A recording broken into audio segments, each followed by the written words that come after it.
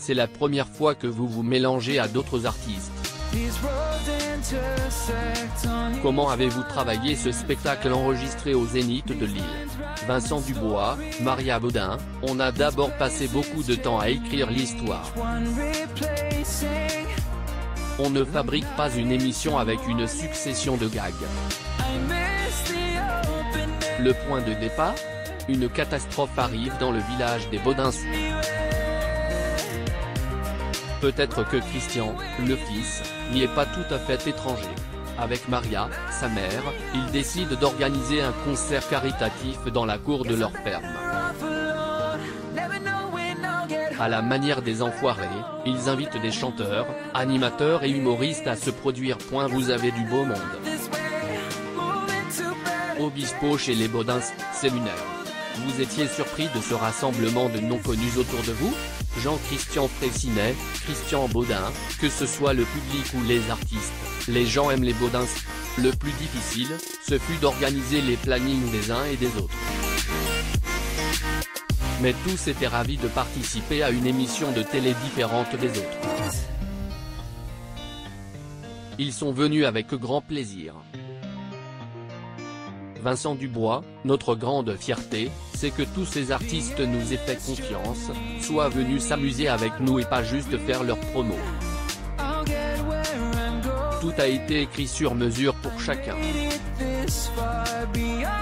Ils sont rentrés dans l'univers des Baudins.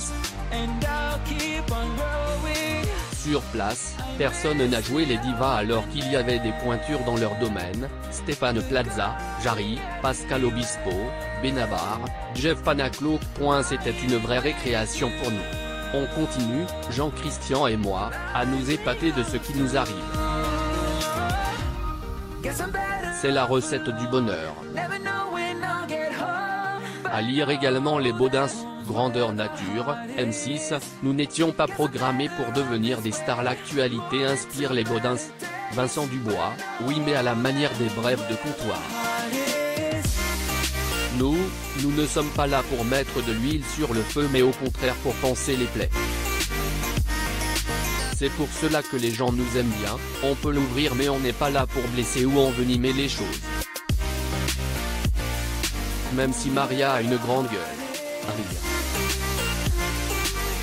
Jean-Christian Fraissinet, les Baudins, ce sont deux marionnettes.